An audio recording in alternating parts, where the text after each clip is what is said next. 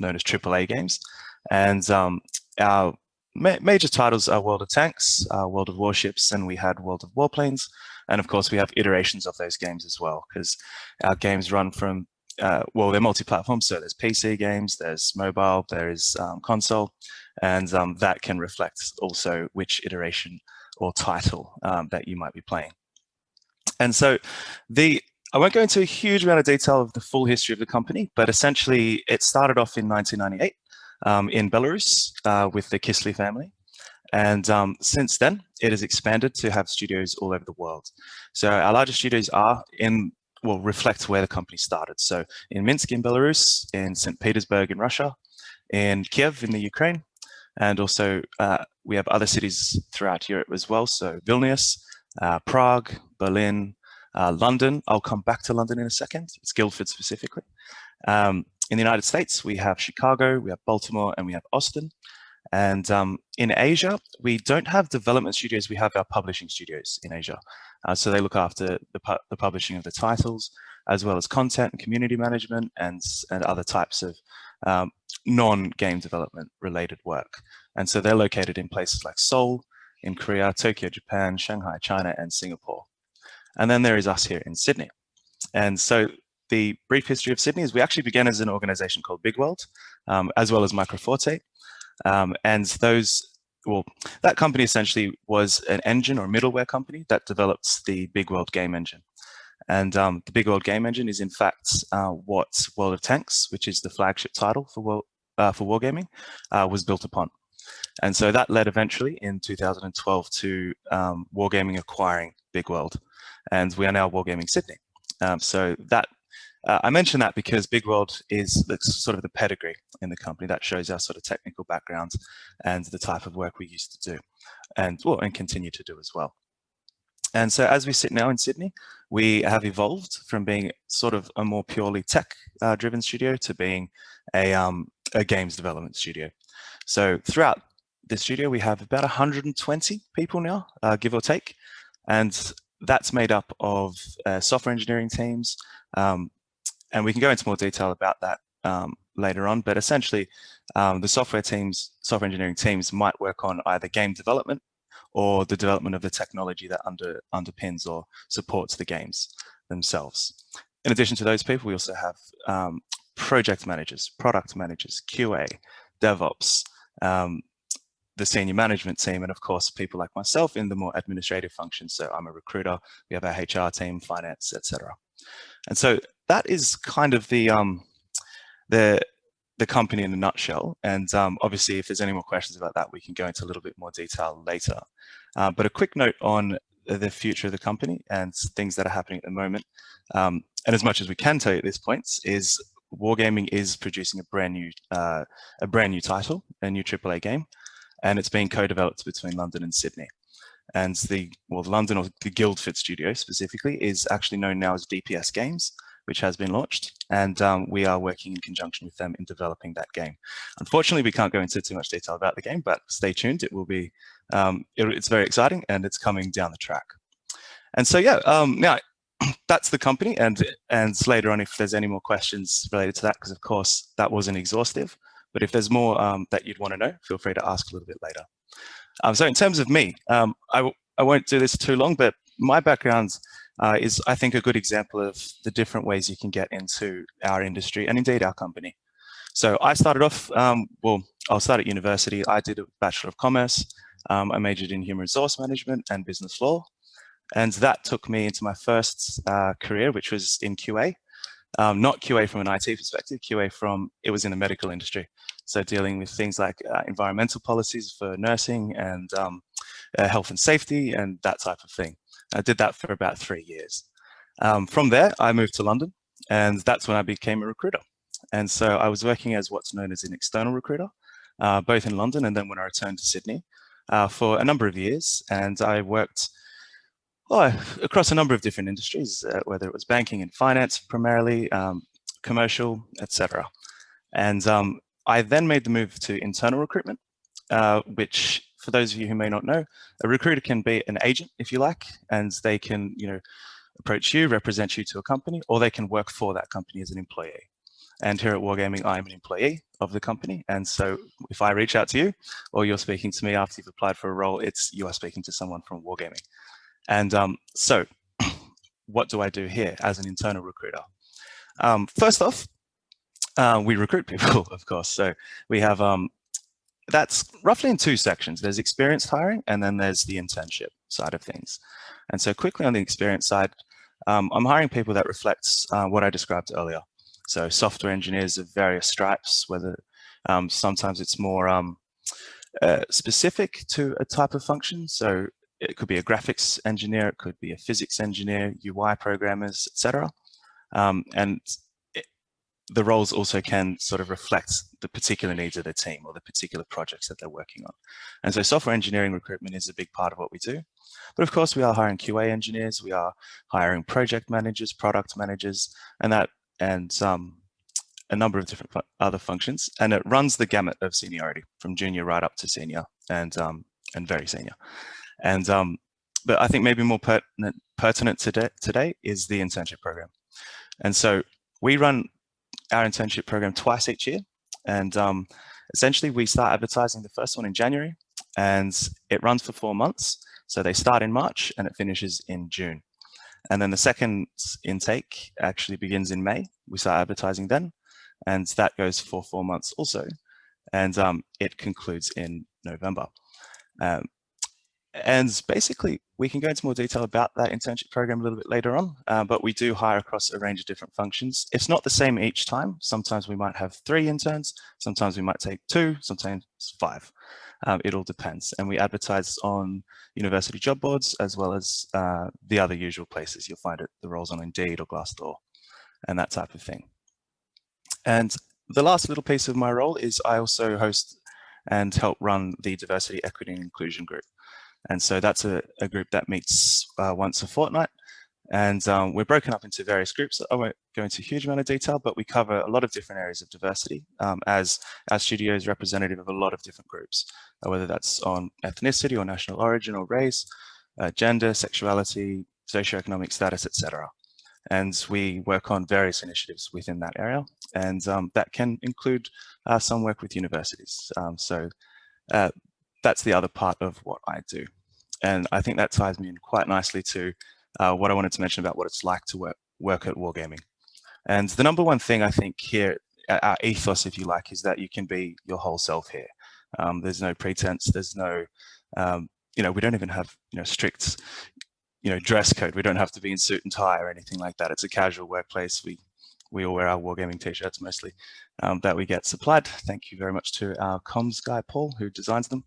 And it really is a place where people can be free. And when I look at my own background, having worked in different industries in the medical field or banking and finance, one thing you really notice working in a place like Wargaming is people are working on what they love and what they're passionate about. And that reflects so much when you're just dealing with people on a day-to-day basis who are, yes, they're working hard, of course they are, but they're doing what they love.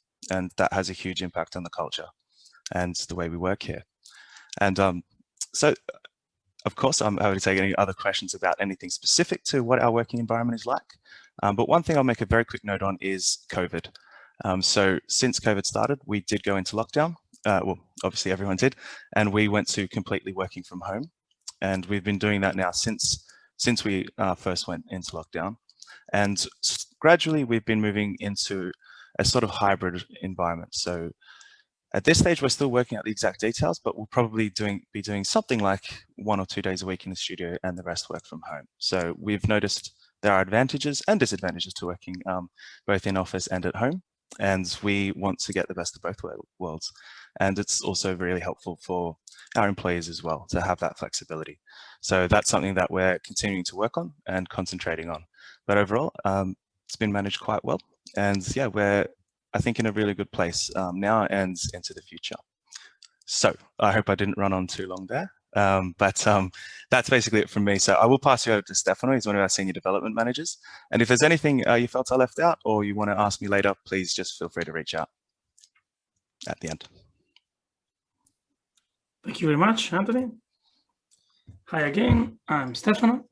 I want to talk a little bit about what I did in the early stages of my studies. and then try to connect a couple of dots that have been useful for me. So I'm originally from Italy, and I was in a technical school at a high school, and I clearly liked it quite a bit, the sciences and math specifically. So I thought that it could have been a good idea to take an engineering degree. I always have in mind my preferences and let's say the world preferences. So the first tip that I would give to anyone is go with your passions, but also run often checks that your passions are in line with what your lifestyle wants to be and what the society is moving forward. A little bit of years ago, technology was quite of a big attractor for a number of people. And I decided that it made sense to enroll in engineering of telecommunications. So I did. And university has been somewhat difficult. And throughout my bachelor degree, I struggled with some technical subjects. And I was attracted to some less technical subject, maybe economics or even law. We had a very brief subject.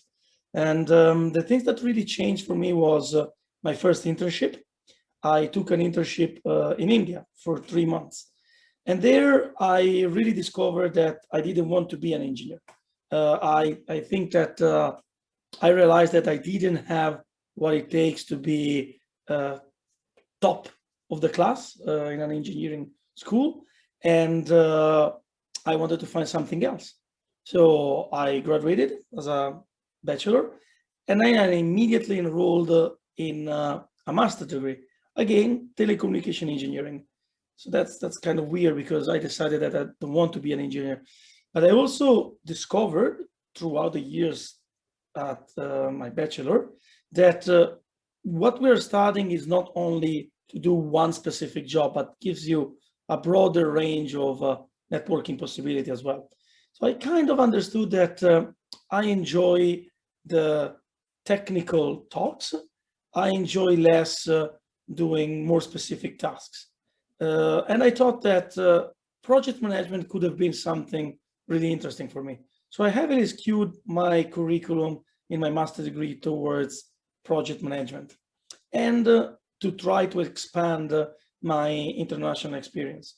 So during my master's degree, I spent a year abroad in Aberdeen, taking a lot of courses around project management and similar.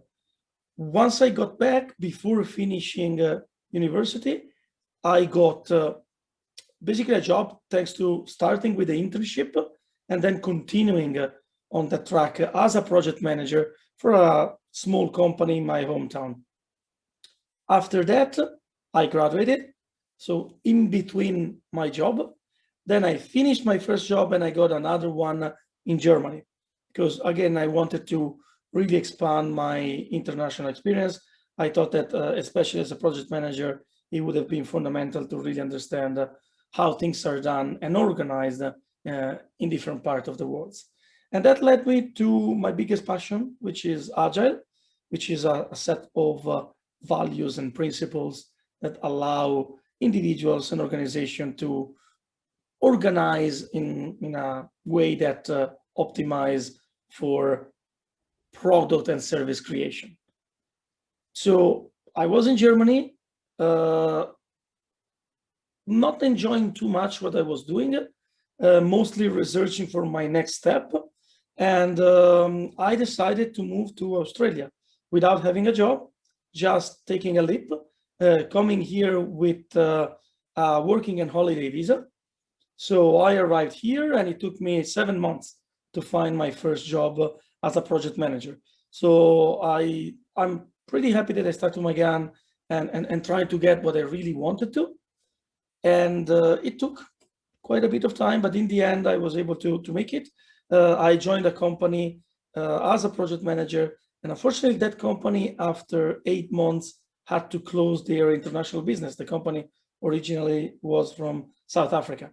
So they closed down the Sydney division, and I landed on an amazing job that is at Wargaming. I started as a project manager, and Wargaming 5 years ago was really ramping up in their agile capabilities, and that met perfectly my passion and what I wanted to do. So I was lucky enough that I could offer certain skills that were in high demand, and especially because I was working on a more R&D kind of environment before joining Wargaming, the step towards R&D and games was not too traumatic, and I am enjoying it ever since. And that's about it. I will pass now to Bilal. Cool.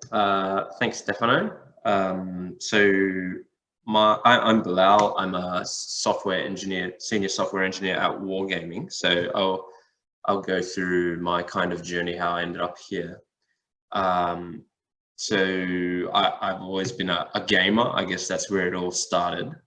And back at high school, I was playing a game called Warcraft 3. So it was a game where it had its own campaign and stuff, but the most interesting thing about it was that you could play maps that anyone could make. For instance, Dota, if you're familiar with Dota, that actually started as a Warcraft 3 map and later came as its own game, Dota 2. And so when I was around 10 years old, I thought, hang on, if I'm playing maps that someone else created, that probably means I can make maps myself, right? And so I started looking into that. Being only 10, I couldn't figure out anything to do with the programming side of things. But I was just dabbling, placing trees and units and stuff. But when I was 13, I had an epiphany and realized, oh, events, action, triggers, I think I get it. And I started actually doing the scripting part of it. I didn't need to type anything. There was basically huge checkboxes, drop-down lists of all the functions in their visual scripting language. And I was just learning through trial and error how to program, essentially, without any teacher. I didn't know about Google, so it was a struggle. It took me like 2 years to learn how a for loop worked. I'm assuming I can use language like for loop. This is a computer science audience, if I understand it correctly. So yeah, I started in Warcraft 3 maps, and that's slowly how I learned to program. When I was 16, I started making add-ons for World of Warcraft. So that was actually typing code. I started just by copy pasting code from other add-ons and trying to minimize it. And I had a thing where I don't like using things from other people. I just want to make it myself, even though I didn't know how to program. But anyway, that went on. High school, my high school had like no programming classes. So I was pretty much just trying to learn how to program on my own, and I didn't know about Google or any other ways to learn. So that was really slow going. But then fortunately uni came and I did computer science. So I was doing computer science and I loved it. It was amazing to actually do programming in a structured way. And I was shocked that they taught people how to do a loop in 2 weeks when it took me 2 years to learn it on my own. I was kind of, damn. But I did, in that long period, struggling on my own, I learned how to debug things pretty well. Debugging in Warcraft 3 was like, you had to actually fully launch the game because you're normally in their world editor. You have to launch the Warcraft 3 game, load your map, and then actually play your map up until that certain point. You're playing your own game just to trigger like a log that you can see on the screen. And then you close the game and you move the log to try to figure out what the problem is. So yeah, it was no breakpoints. So it was really a struggle trying to figure out how to get things working, but I enjoyed that. Anyway, I went to uni and during computer science, I just loved all the computer science classes. There was a bunch of other classes that I didn't love. I wasn't great at maths, and for some reason there were these required business classes, which I thought, what the hell am I paying for? So I just struggled through those, but it really enjoyed all the programming ones. and I got a job at a little digital agency that I did on top of uni. So I was doing full-time uni and also part-time work. And that job was, so a digital agency, they're just making like websites for people essentially when I joined.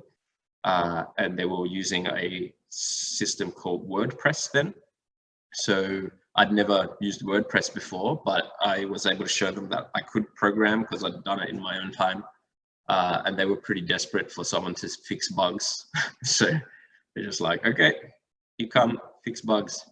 And I was getting paid like $13 an hour. It was terrible. Like getting paid less than some people working at Macca's for actually programming. When I look back at it, like what was I thinking? But that was my foot in the door in terms of starting to build a portfolio of experience for programming. And I did that for 3 years working there on top of uni. And so I finished uni with some experience, which was good. But at that point, I really wanted to get away from that company. And I don't know why, but the thought of working with games at that point kind of disappeared from my head. I knew I loved programming. So I really enjoyed my computer science degree and I liked all the programming challenges. And so I don't know what happened. I just thought, okay, I'm going to get a programming job. And the thought of working with games specifically was just, I don't know, it just vanished. So all those years doing Warcraft maps and WoW add-ons during high school, I don't know why, I forgot about them. And I just went down the typical corporate programming route. So I went from that little digital agency. They started making apps. So I had some app and website experience for the front end, but I was also doing the servers for the back end. So I had what they called a full stack developer experience from that first job that I was doing on top of uni. And then I got a job at a Mason, the telco. So I was working on back end stuff there. It was a decent pay rise, but I learned that because my first job, the pay was so little, it kind of distorted my idea of what a good paying job was. So that's I don't know, a kind of tip, just watch out for that. You should look at like what the industry benchmarks are and rather than base it on past experience. So I went from like 13 an hour to 30 and I'm like, oh my God, that's a huge increase. It's like almost triple. But actually 30 was still like below the industry average. So I was comparing relatively or subjectively rather than objectively. So that kind of, when I compared it to some other people, we graduated at the same time, they were getting paid a lot more than me at the same time, even though like it didn't really make sense to. So I don't know, that's a side tip, just watch out for that kind of thing. But anyway, I was working at a Mason and I went from a Mason to another startup later. I was thinking, you know what, I might want to start my own business sometime. So I want to get a bit closer to how businesses operate. So I decided to switch to a startup. I went and programmed there. So just typical programming stuff, apps, backends, front ends, data analytics, kind of a mixed bag. You know, if you work at a startup, you do whatever needs to be done. It did tick that box of being closer to how businesses operate. Within the first like month or so, I learned that, we have the ATO at our backs. I had to deal with lawyers to figure out like, okay, then how can we do this system so we're not doing anything illegal? And so it did definitely tick that box of understanding more about how businesses works, which is why I went to a startup in the first place. But I realized something wasn't working quite how I wanted to. I always loved programming and I thought obviously a programming job is for me. But I started to realize I just really didn't feel motivated by these few jobs I did. The one, that digital agency, the one for a Mason and this startup.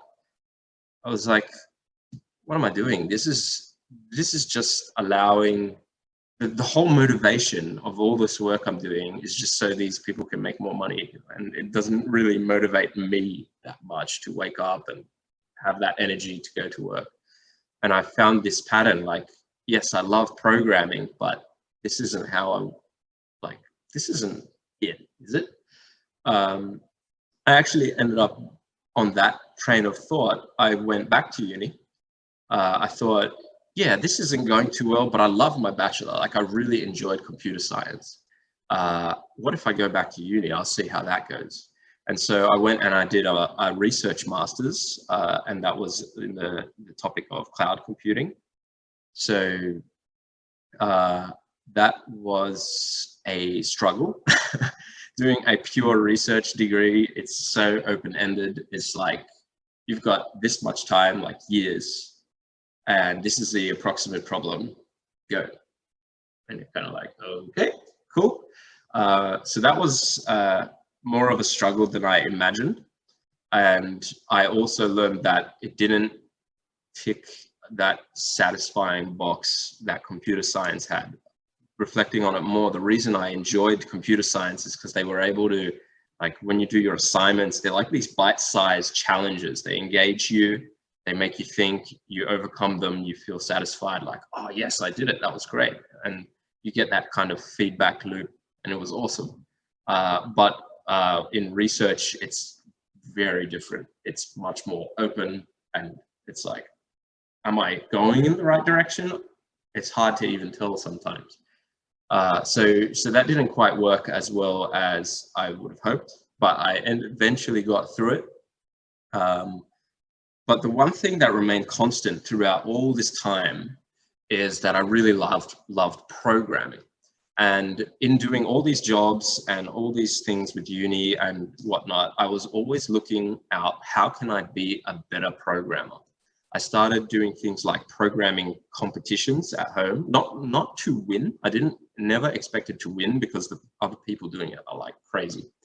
But I found that time pressure causes you to think of like creative solutions. And it also kind of recreated that thing that I liked from computer science of the short-term challenges.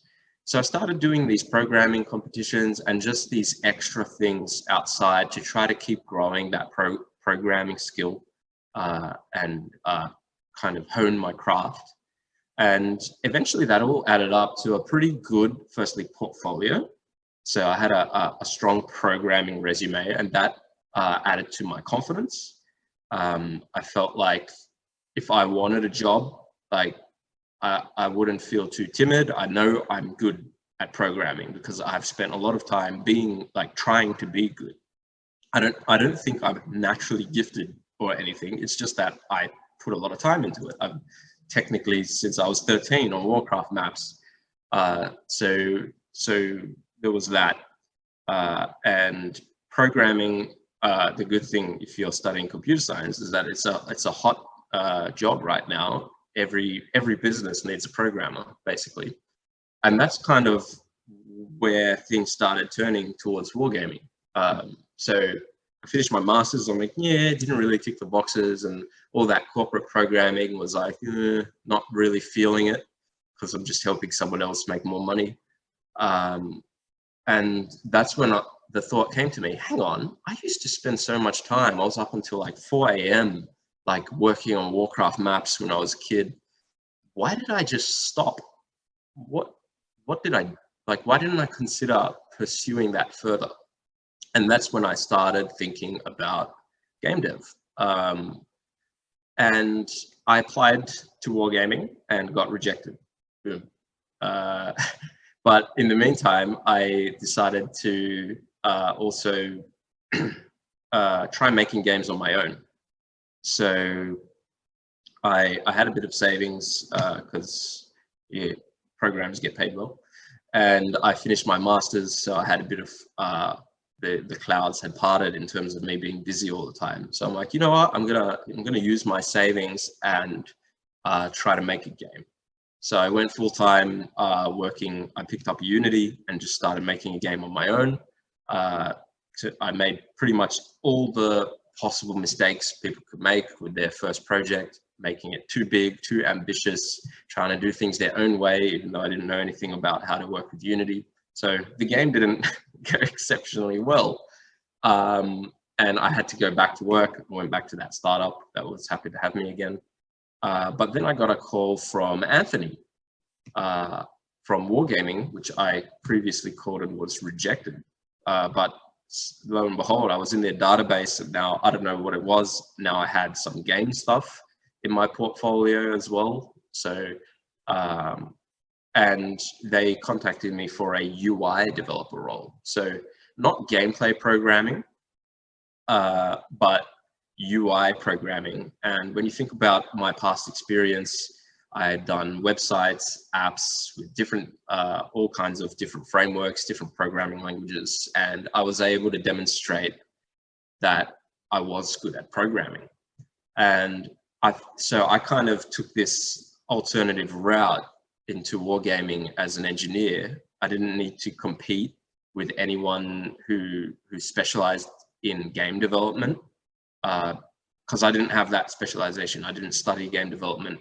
I just dabbled in it in my own time. But because I was just a good programmer and had experience doing other types of programming tasks like UIs and such, that was just needed. Every product needs a UI. Every company needs a programmer. And so that ticked the boxes for wargaming, and I was able to get in through that path. And although I was hired initially as a UI engineer, it quickly became apparent when I was working in wargaming that my skills in other areas were valuable. And I happened to just be doing a lot of other work other than UI engineering. And it was within, I think, 8 months of being hired as a mid-level UI engineer, I was promoted to a senior software engineer, so no longer a UI engineer specifically. So yeah, that was my kind of alternative route into the game dev industry, which I think worked quite well because firstly, there's an immense amount of competition for those who are going the pure game dev route. There's a lot of game dev students and not that many game dev roles. Secondly, it's a great fallback. Like, now I'm a good programmer. That's a really solid skill, and that can work in almost any industry. So maybe, I don't know, I eventually learned that games is working out for me. I don't think that's going to happen. I'm loving it. But I can go all over the place. I can go to fintech, I can go to science, I can go back to corporate, and I can negotiate because I know I'm good at programming. So, like, if there's one thing I can hammer in here, is just try to be good at programming first and foremost, because that gives you so many options. And then you've got the power to create your own path once you have that confidence. And that's how essentially I was able to create my own way into the game industry. Yeah, I think I'll stop there. And I'm not sure, am I handing it back to Anthony? Am I handing it back to...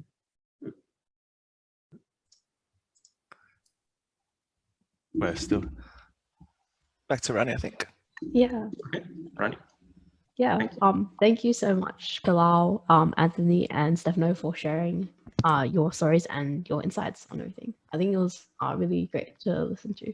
And I think we'll be moving into a Q&A now. And some of the questions that have just been popping in as you guys have been talking.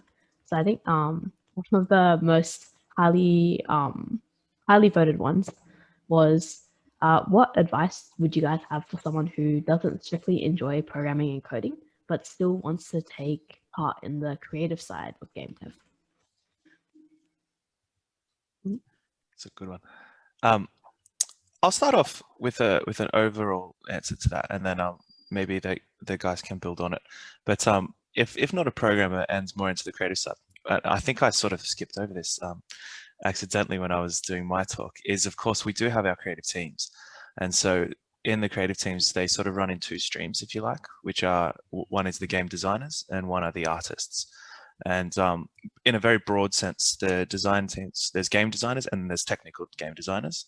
And then it's exactly the same with art, really. So there's the artists and the technical artists. Now, they don't all do exactly the same thing, and their roles and functions are specific to the work they're doing. So there's 3D art, environmental art, etc. But there's some other directions you can take. Now, with technical art and technical game design, there is a little bit of a programming element. But I guess it depends on you as the individual. Is it that you're reasonably good at programming, but you just don't love it, but happy to apply it in what is otherwise a more broadly creative space? Or is that you're not a great programmer and you want to know a different way to get into, developing games? Then art and design are certainly avenues you can go down.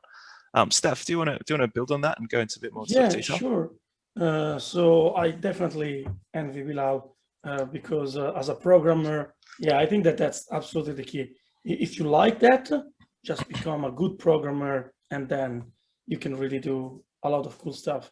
Whereas I was in a situation where I felt that I wasn't a good programmer, I wasn't enjoying it, and what can I do? So if you feel that you're good and enjoying a craft, something that you can really make something by yourself, I would say that is similar to programming. You can build your own portfolio. You can, especially if you're enrolled at a university, you will network with a number of people that are different from you, and you'll find somebody that maybe needs your skills of making something more visually appealing than not the hard programming behind it.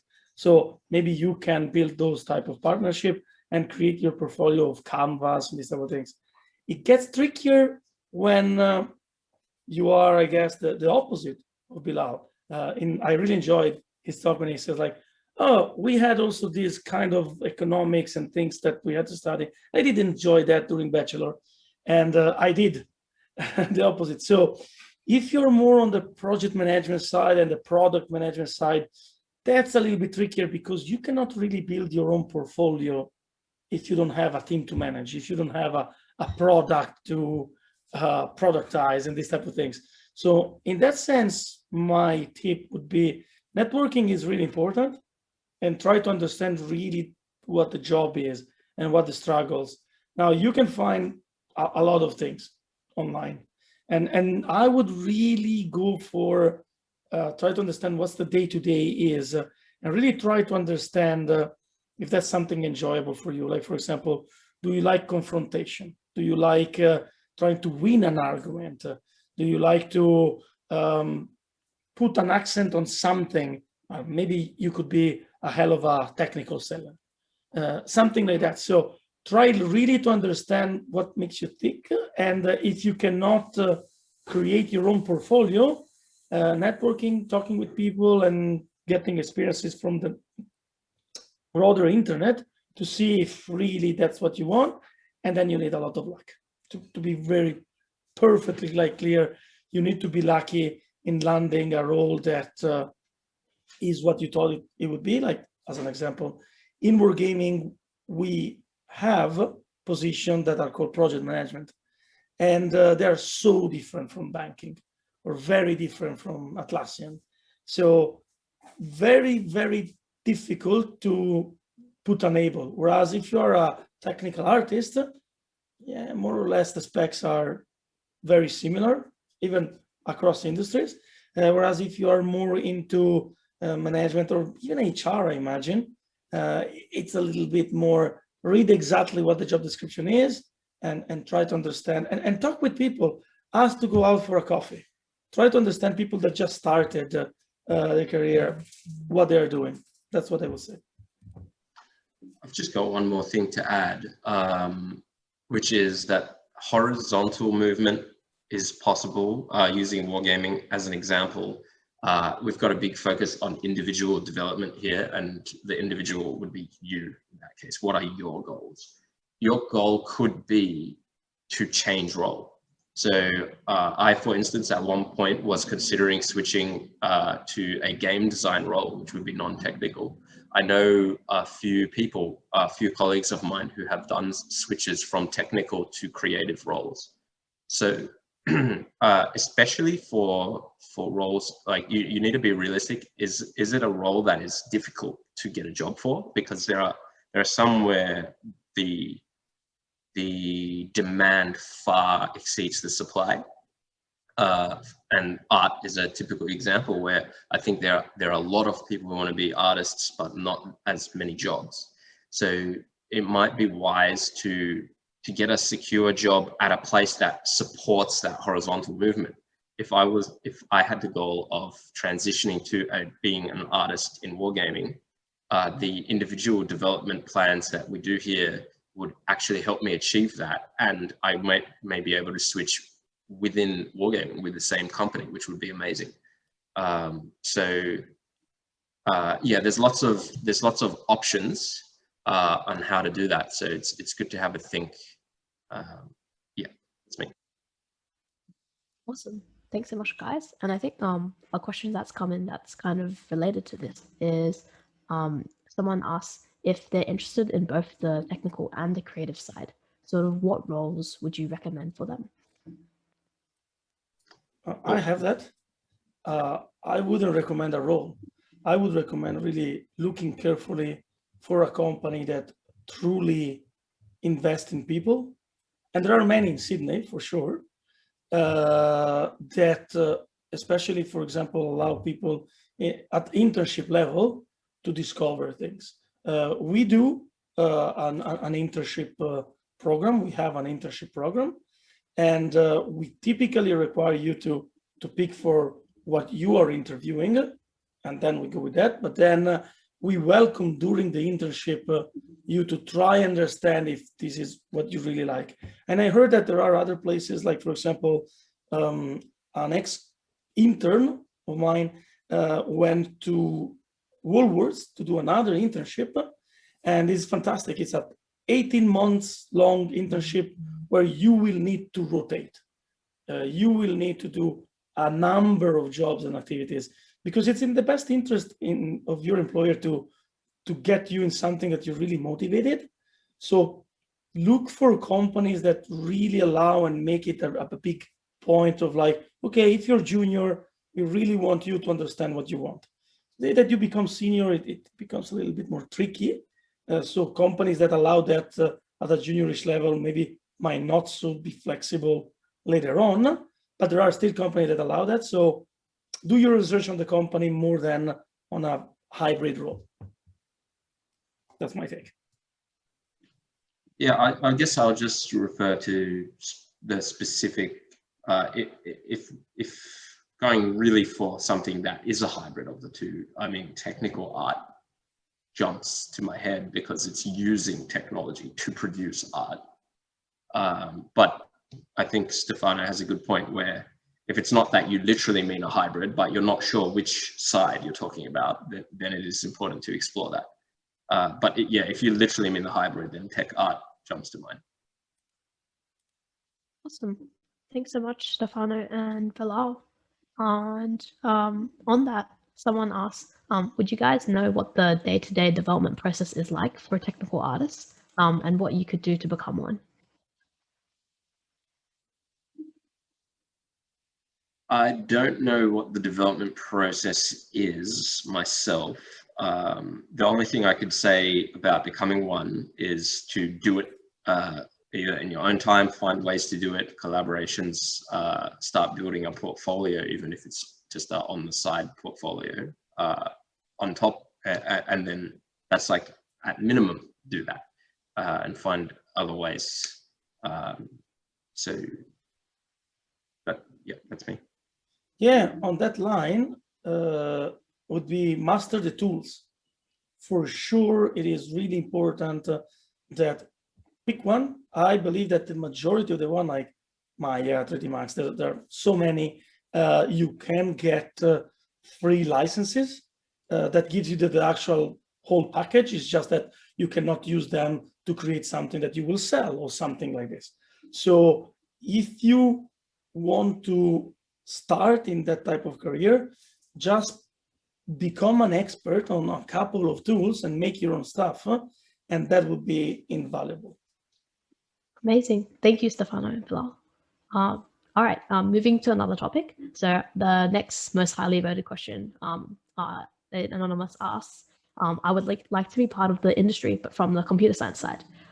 Do I need to know how to develop games? Is a portfolio required? Who wants to take this? Start with Bilal, go on the more technical side.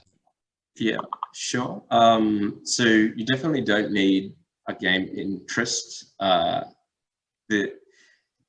So just listing some of all the various technical challenges that we have to face. We've got an AI team. We've got a rendering team, which is a visual thing, but that's like extremely technical. It's working very, very low level at the hardware level, and trying to optimize performance across different devices. So I always joke that people on the rendering team are wizards, because they talk in a language that practically no one can understand, even other software engineers like myself.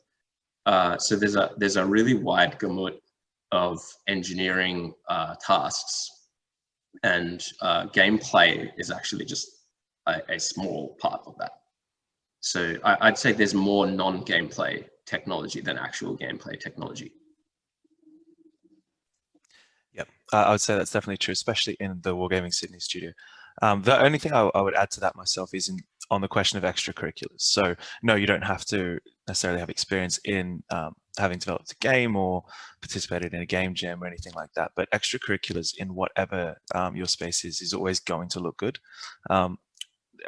To emphasize, even if the role is a gameplay programmer, no, it's not a prerequisite that you've done that, but it does look good, let's just say. Or if you are looking at something more, say, on the rendering or graphic side of things, then yeah, if you've done any extracurricular work in that outside of your studies, if you are a member of a group of some sort or done a project for a friend or whatever else, that those types of things are going to augur well. But are they strict prerequisites? No.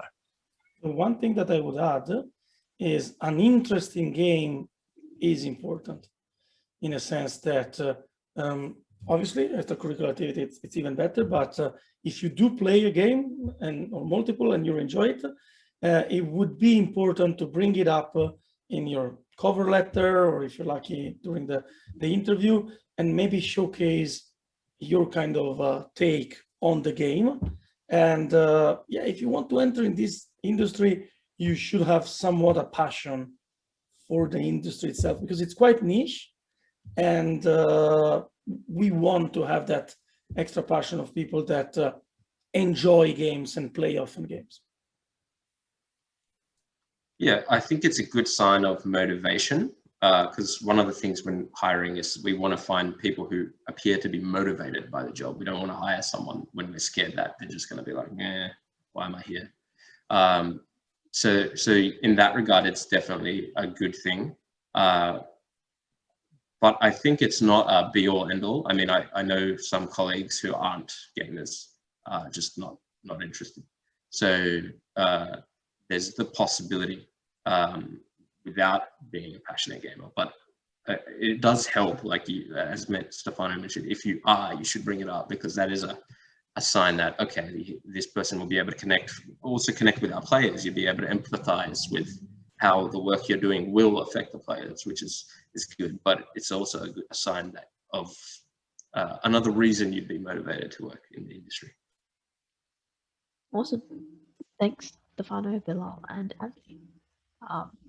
Moving on from that, besides motivation, I should ask, what kind of skills do you guys look for in your interns?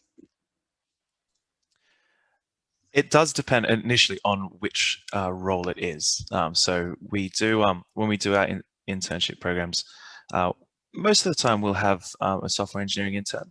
And with the interns, often the software engineer is not, it's not specific to UI programmer, graphics, etc. Sometimes it might be, but generally it's more general.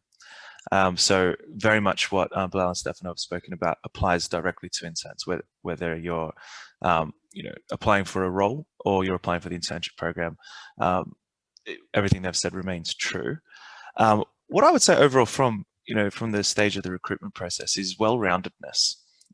That's from my end. Of course, we could dig into the specific details of tools you've used, languages etc.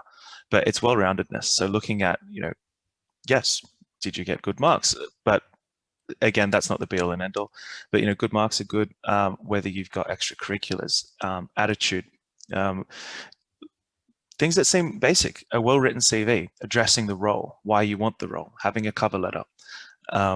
When you interview, showing that you have a passion, that you've done some background research into the company or into what the role is specific about. So I know they're not specifically skills per se, but they are because they represent the sort of fundamentals that we're looking for with the person. Are you conscientious?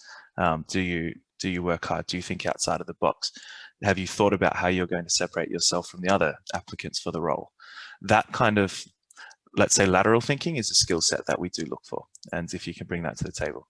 As to the specifics, from a technical standpoint, again, it depends on the role. Software engineer, project manager, producer, UI, QA.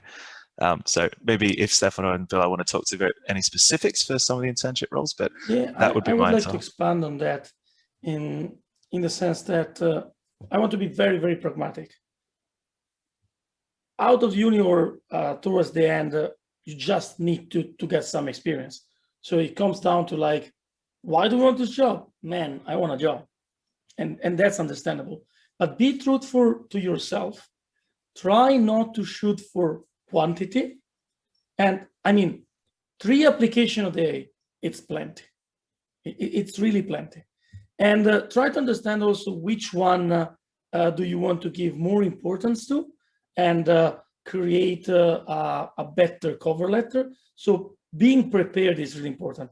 And if you get to the interview, you need to have spent, at the very minimum, I would say 4 hours around what the company does. In our case, it's easy. Download the game, play the game at the very minimum. It's free. So I'm not tricking into getting more customer. The other bit is really try to understand what is written in the job ad and come up with some thoughtful questions around your personality and the job. So this is all telling me that you are somebody meticulous, which is a skill, well prepared, which is also something that we value a lot. And hopefully, if you do these 2 things, you will need to be passionate about it, because otherwise you won't put the work to do it for that particular job. And we can tell it. Absolutely, Anthony, that is somebody that spends majority of his days interviewing, would absolutely in the first minute understand where are you and if we were the second choice job or not. And that's fine, nothing wrong with that. But just be aware that that gives you a lot of leeway. I'll just add one point on the technical side. Having gone through some internship CVs myself, one thing we don't look for is like a specific technical skill. We don't expect you to specifically be good at Python, for example. So there's no expectation that you can already do X, Y, Z with a particular technology, for example. Rather, we look for, does this person look like they can learn things quickly? Have they used a variety of tools? So when we introduce new ones to them, is that something that it looks like they'll be able to get the ball rolling quickly? So it's almost an attitude thing. Like, does this person seem to have like a learning attitude, or are they more like rigid in their ways, rather than, oh, so yeah, we don't check like, do they have Python specifically, for example. I just wanted to add that. Awesome. Thanks so much. Hopefully that answers your question. Moving on to the next question, more of a industry-wide question. Someone asked, what are your thoughts on the state of the AAA game development industry in Australia? Some of the more well-known developers don't exist anymore. Maybe more for Anthony? Not sure. Yeah, for sure. Yeah, no, happy to take that one. So yes, some time ago, I think a decade ago or more, there were more AAA studios in Australia, and there was a move overseas for a number of them. And that left in Australia, I think for a time, there was only 2 of us, us here in Sydney and EA down in Melbourne. What's been happening more recently is there is more interest in some of the companies returning. We have had one one other who has opened a studio down in Melbourne, and there is talk of more of that potentially happening down the track, not just in games as well. Also in other creative fields we see with Disney and Pixar and things like that, seeing Australia as a technical hub. So yes, there was that period of time, but it seems to be sort of turning around a little bit.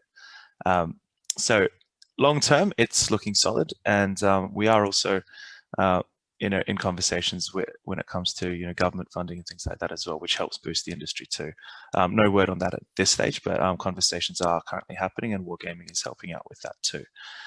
So long term, I would say that the future looks bright for us. I mean, we've hung around the whole time, and Sydney's got a good, from an employment perspective, a good number of talented people in the market who are able to keep the industry alive, so to speak.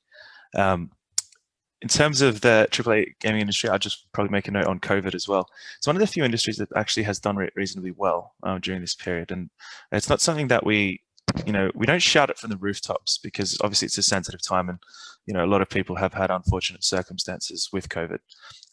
But we've been lucky in that, and this is not just Wargaming, this is the gaming industry in general. We've been relatively immune to the worst effects, and so that has helped things along as well.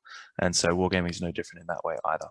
But yeah, long and short of it, yeah, it's looking solid, and potentially expanding in the near future. And then on top of that, the industry clearly is moving towards a need for hire the best talent in the world, and we will accommodate the location by working hybrid and whatnot, more so than before.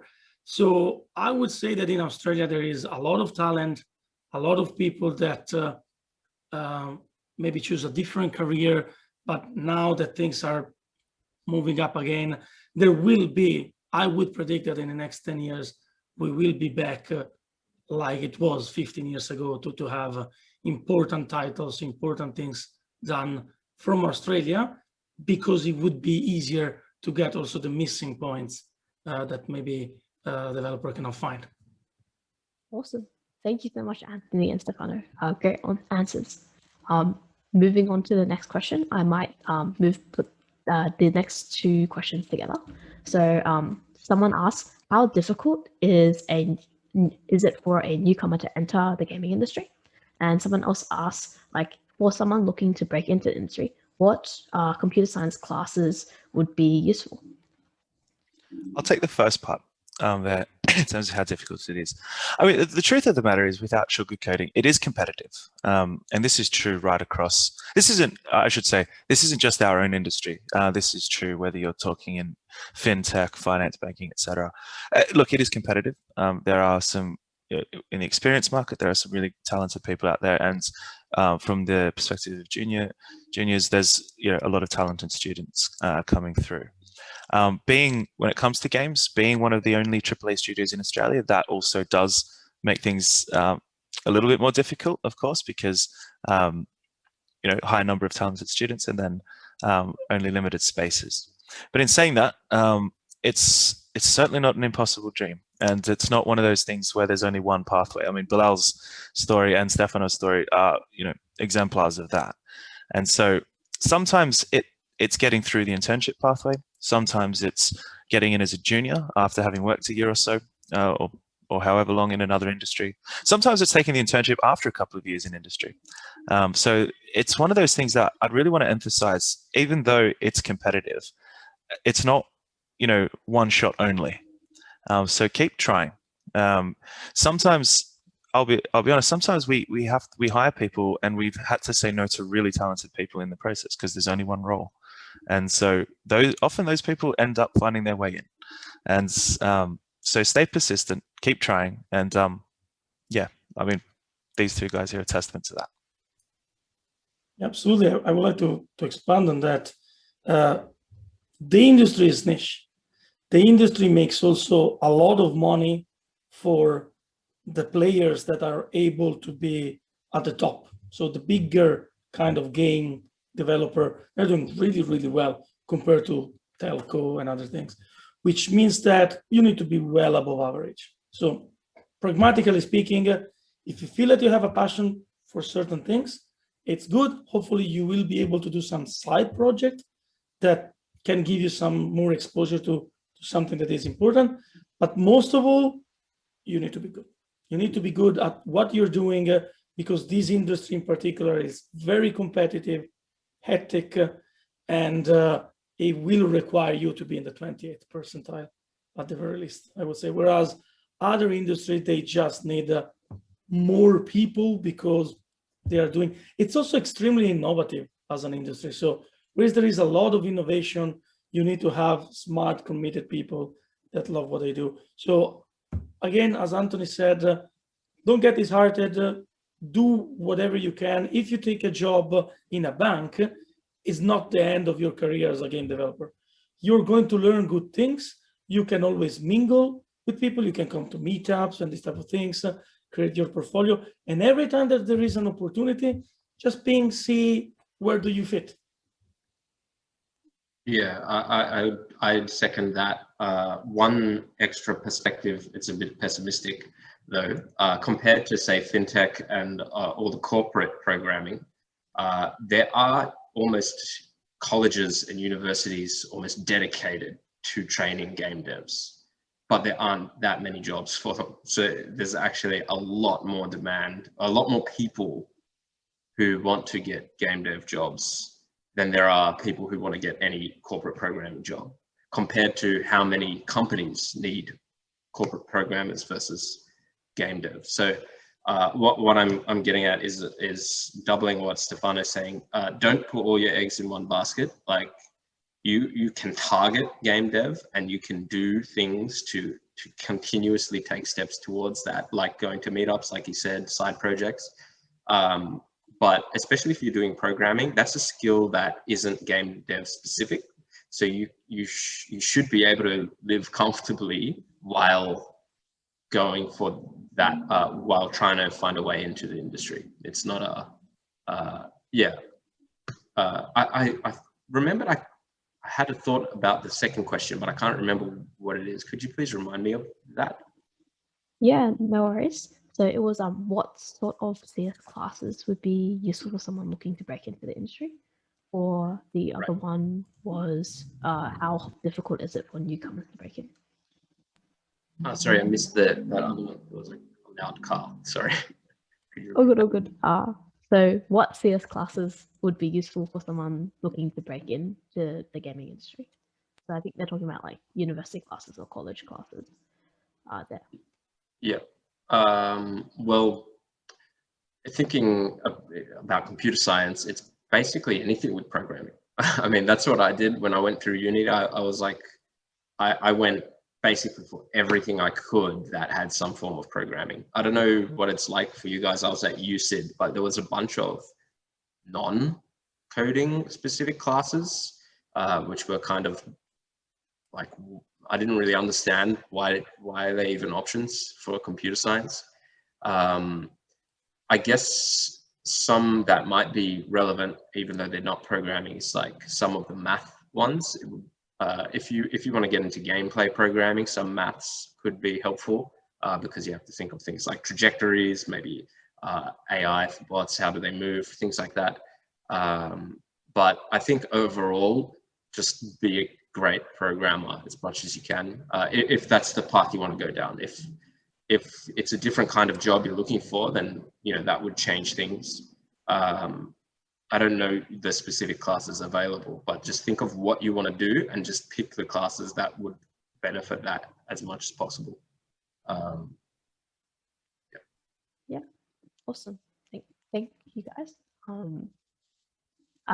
Moving on to a really similar question to talking about the sort of classes to take and sort of how to break in. A lot of the questions I might just group together ask about like what can I do as a student now to get into industry. They're asking about like what skills, what resources, what sort of side projects should I be doing. Yeah, and I wanted to know what are your guys' thoughts on that. If you want to get into the game industry and you're keen on doing side projects, I think the best thing I can think of is game jams. It gives you extremely valuable experience. Firstly, trying to work with other people to make a game in a really tight, time-sensitive environment. Sorry, in case you're not familiar with the term game jams, what that is, it's an organized event where there's a set period of time. It could be an in-person or online thing. It could be 48 hours, 72 hours, 1 week, 1 month. They have all different time ranges. And the idea is that you, either as an individual or as a group, make a game from beginning to end in this time period. So you could imagine if it's 48 hours, that is a really small amount of time to make a complete game. But it's a lot of fun, especially if you do it as a team, and you'll never walk out empty-handed. Even if you don't finish your game, you'll have learned so much, you'll have had a good time. But it's also great on a portfolio. It shows a lot about your attitude towards the game industry, that is something you're really keen on doing, and that it's great for us to look at. It's great for you for learning, and that's my number one tip, is game jams. Otherwise, just make games, if that's the programming side of things, at least. I'd like to give a meta answer to this. Obviously, whatever Bilal has said, it's absolutely true. Another way that I found myself often taking advantage of is the political and the meta aspect of things, which is if you have so much passion that you are at the first, second year of university and you're really thinking like, I like the industry. Are you sure? Do you know the industry? Like, for example, follow the industry internationally and locally. What are the new projects that are coming up? What are the names of directors that are moving around? What are their portfolios? Try to understand where the next big thing is going to be.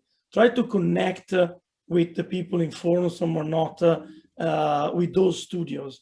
So if you have that much passion that needs to be that industry, you should know what's in the pipelines. And I don't, for example, I don't know so much about the industry, and I'm in the industry.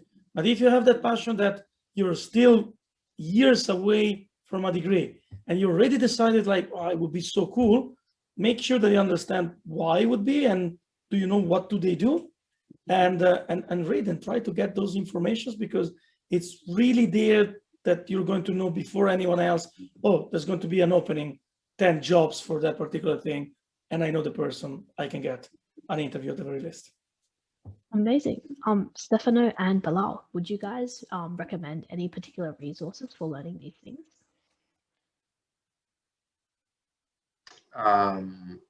For learning game dev, I guess you need to pick an engine. I would recommend Unity as an engine to learn. Just, I don't know, that's very subjective, but I know that it has heaps of learning resources.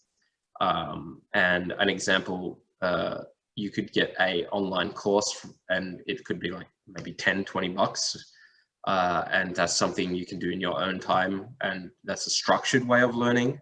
There's less structured ways where you could do YouTube tutorials. There's like a million ways to learn Unity. So it's more about just getting started, honestly, when it comes to that. So yeah, just type it into Google. There's heaps of options. But yeah, I guess you need to pick an engine first, and you'd want to pick one that does have that kind of ecosystem. If you pick a more obscure one, there might not be as much resources to learn from. So that might be a bit more difficult. And that's the only reason I recommend Unity, is because I know that there is a large learning ecosystem. But it's definitely not the only option. Yeah, for me. I need more of Unreal people, so go study Unreal. But yeah, it's important to get something that there is good documentation. And the other bit about networking, you can go on different Reddit, Gamma Sutra, and these type of things. But in general, networking, it should be pretty easy. There are a lot of virtual events nowadays, and really try to speak with somebody on the production side, they usually are the one that know more around what are the new gigs coming and what are the new kind of places that are opening up. So try to create your network. Awesome. Thanks, Stefano and Bilal. Just a quick question for Bilal. One student asked, if I want to do rendering related work, do you have any suggestion for projects to start with? There's two main ways I can see of getting into rendering. One is on an existing rendering system where you start making your own shaders. So a shader, how do I describe that? It's the way, if you have a physical object in the world, it's the way that the pixels are drawn for that object on the screen. So you could have the typical physically based renderer, which just tries to make it look like a real physical object. It has light and shadows and all that. But you can also do custom shaders. For instance, you could have a cartoon shader where it does thick outlines and it simplifies the colors so it looks like a comic book. And you can write your own shaders which have all kinds of visual effects. And that way you're leveraging an existing system. You don't need, it already has a definition of objects. You can create cubes or whatever objects you want. You can import 3D models and test your shaders on it. And so that's one way. The other way, if you want to go lower level, you could access the tutorials for actual render engines themselves. So for instance, a new one is called Vulkan. I wouldn't necessarily recommend it as a starter because it's very, very low level. But that would take you like from nothing. And it would start with, okay, how do we draw a triangle on the screen? And then you just have a green triangle. Okay, how do you make it a gradient from green to red? How do you make it 3D? How do you put multiple on top of each other? So that's going like much more step by step from the ground up. So that's like the two main ways I'd see it if you want to go specifically into rendering. So if the later one, you pick essentially a rendering engine, probably OpenGL is or WebGL is a more accessible one. Vulkan is extremely low level. If you want to challenge, you can do that. But yeah, the other option is take an existing rendering system and write custom shaders for it, where you're just giving it custom behaviors of how to draw objects. That, especially if you're interested in technical art, the shaders is really cool. It's, yeah. Awesome. Thank you so much for that really detailed answer, Bill. I do notice that we only have 10 minutes of your time left, and also lots of questions that people have asked. So maybe for the last 10 minutes, would you guys be okay with doing a speed round? So I'm thinking I ask a question and maybe only one person answer and like have a quick, yeah, okay, amazing. So starting with the top voted question, how does wargaming deal with some of the well-known issues in the gaming industry? For example, crunch time or predatory microtransactions. Yeah. I'll quickly speak to the crunch time piece. So that doesn't exist in our studio. It's one of those things. Yes, it is. It does plague the game industry. I think it's more of an overseas thing, to be honest. But that is something we certainly, we've certainly avoided that. In terms of predatory microtransactions, I'm actually unsure as to what work's been done there from Wargaming's perspective. But in terms of company culture and environment like that, no, you can feel safe in the knowledge that you won't be here till 1 a.m. Working and things like that. Awesome, thanks, Anthony. Stefano, did you have something you wanted to quickly add to this? Yeah, around the predatory transactions, there are certain companies that I'm not going to mention that clearly made their business model around that, and it's easy to spot. So you can go sure around a good chunk of the industry leaders that are not in for that, but they're really trying to get the next big thing. So try to understand which company are you applying for, and it will be evident. Awesome. Thank you, Stephanie and Anthony. All right, next question, maybe more for Bilal. Bilal, how much input do engineers have into the creative process?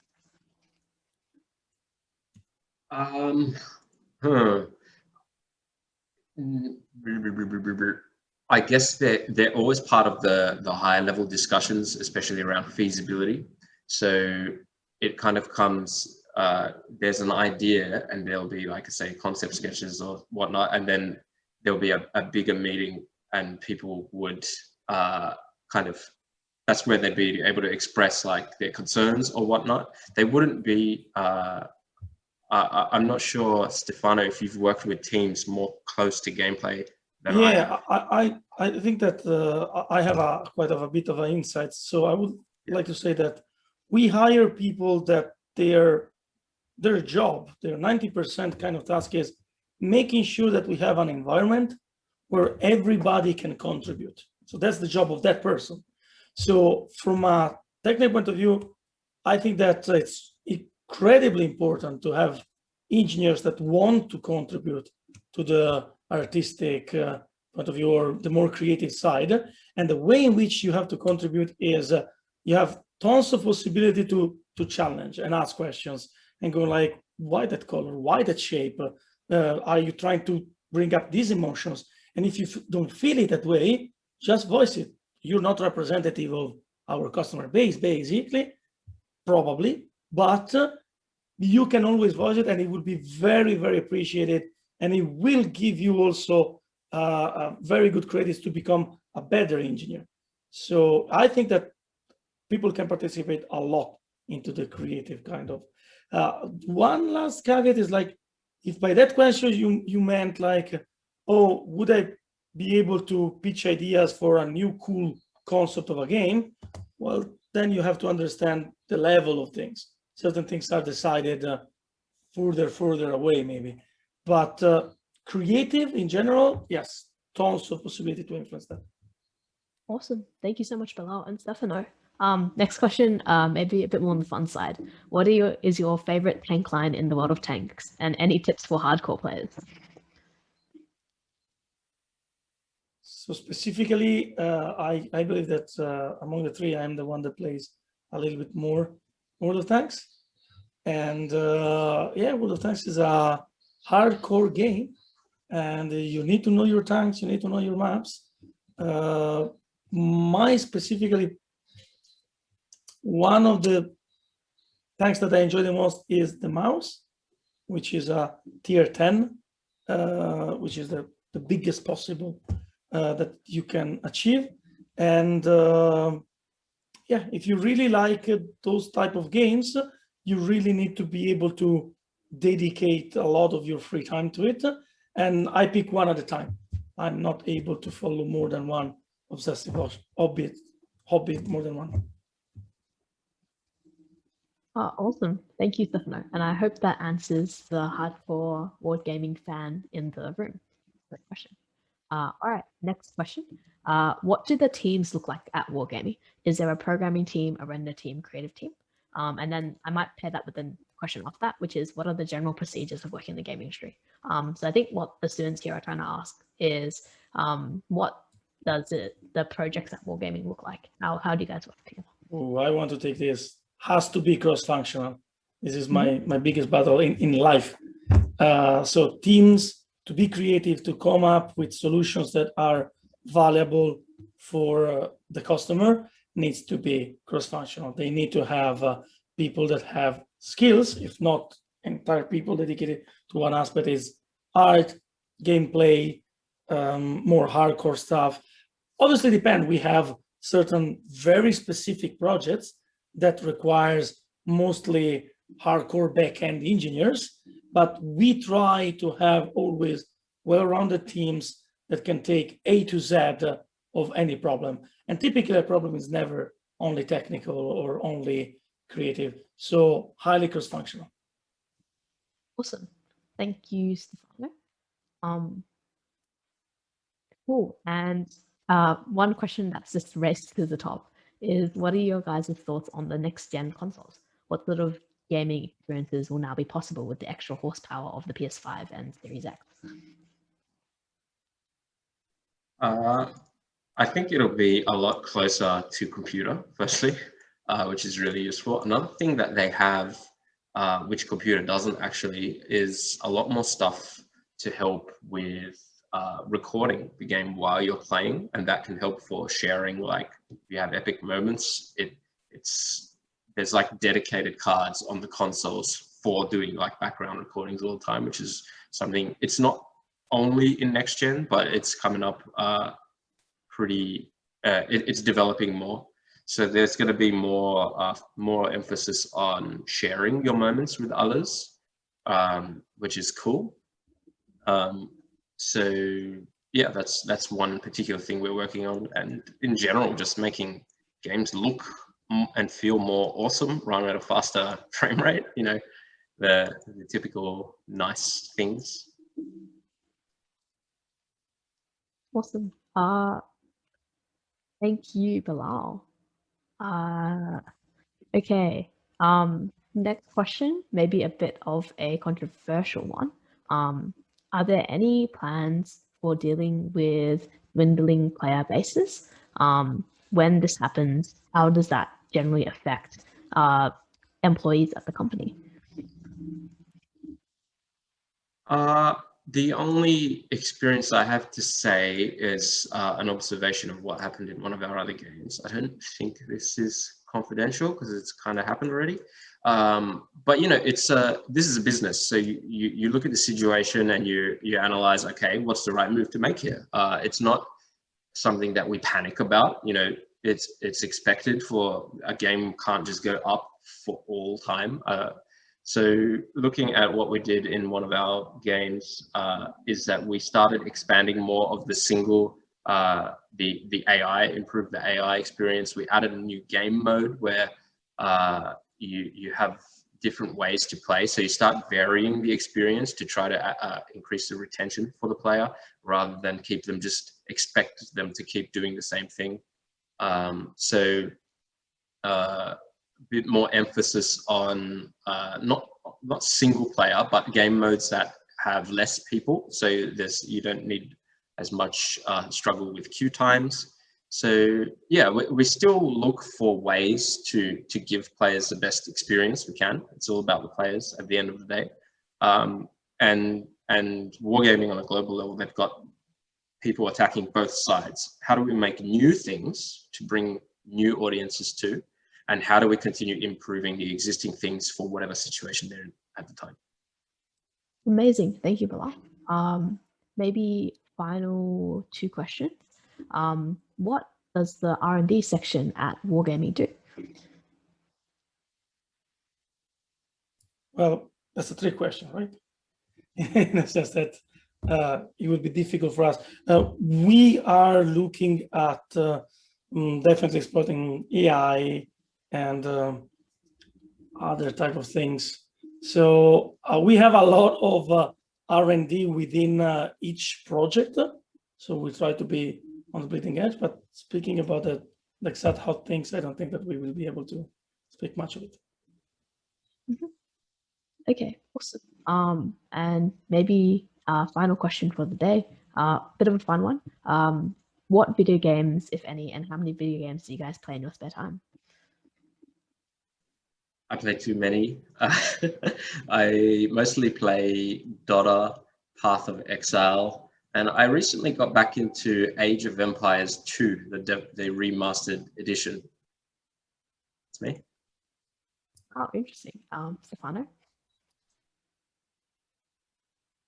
As I said before, I tend to play one game at a time per device though. So on my PC, I play World of Tanks, and on my mobile, I play Polytopia. Awesome. Yeah, Age of Empires 2 Remastered is very cool. Apart from that, I'm a bit more of the sports fan nut, so I'm more your FIFA, NBA Y2K, that type of thing, and having a very civilized time with my friends playing those. Awesome. That sort of leads us to the end of the question section and the end of this event. Thank you so much to Stefano, Anthony, and Bilal for coming today and presenting and sharing your insights. It was really amazing to hear all the different ones that you guys have and the different experiences. And I think that everyone here enjoyed it as well. So since we have hit 12:30 and everyone's, yeah, I'm sure you guys have places to be. We'll end the event there. Thank you guys so much for coming once more. Thank you for Thank you having so us. much. Thank you so much. Thank Cheers. you. Cheers, Yeah. everyone. Bye. Cheers, everyone.